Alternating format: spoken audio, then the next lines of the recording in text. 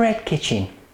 Indian naan breads are traditionally made in a very hot clay oven called a tandoor. But that doesn't mean to say that you can't make delicious naan breads in your own kitchen. So let's start with the yeast. I've got 125 mils or half a cup of lukewarm water. Here there's a teaspoon of dried yeast and a teaspoon of sugar. I'll just mix these together to activate the yeast and leave this now for 10 minutes. Here I've got 375 grams or 2.5 cups of strong flour. I'm adding in a teaspoon of salt and a teaspoon of baking soda. I'll just mix those dry ingredients together. Now I'll add in 60 mils or 1/4 cup or 4 tablespoons of plain yoghurt, 2 tablespoons of melted ghee or melted butter or vegetable oil, a beaten egg. Now you don't have to add an egg if you don't want to, and if you don't, add in an extra 3 or 4 tablespoons of water or yoghurt and then add in the yeast and mix this all together. Now the egg does improve the texture of the final naan, but as I say, you don't need to use it.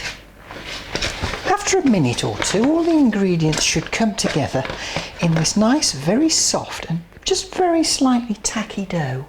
Now I'll put the dough on a lightly floured surface and knead it for about 10 minutes until it's lovely and silky. So after 10 minutes of kneading, you should end up with this lovely, silky, elastic dough. Now put the dough into a lightly oiled bowl, cover and leave in a warm place for about an hour or so, or until the dough has doubled in size.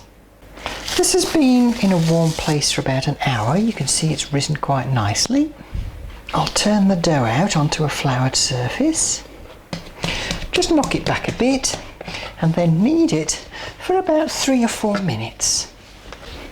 Once it's had another good pummeling, cut the dough into 4 with a good sharp knife. Take the pieces of dough and make them into nice smooth balls.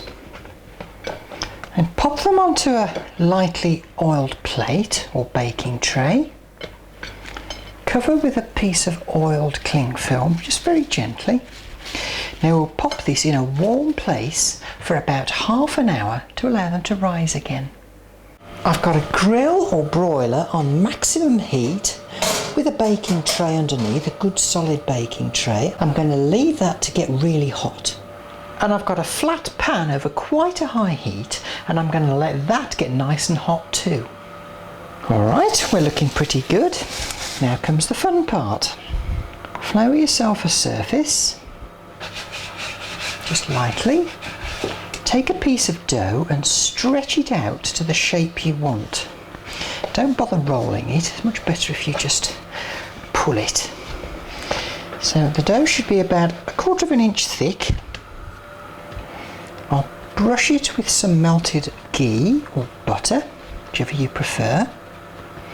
I'm going to sprinkle a few nigella seeds on mine, you don't have to. Now I'm just going to let that sit for about 2 minutes to let the gluten relax while I pull out the next dough ball. It's not going to dry out because it's covered in melted ghee.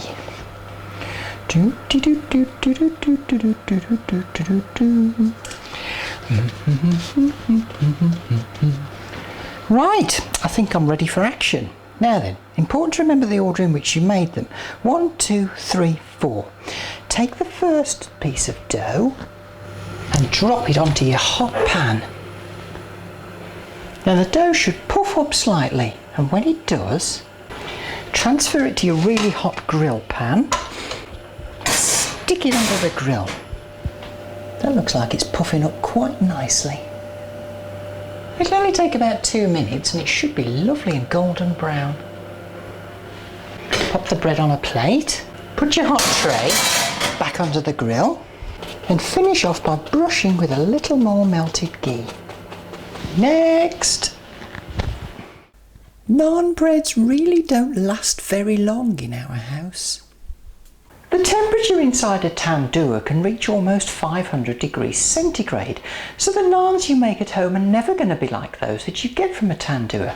But I guarantee you will love this recipe.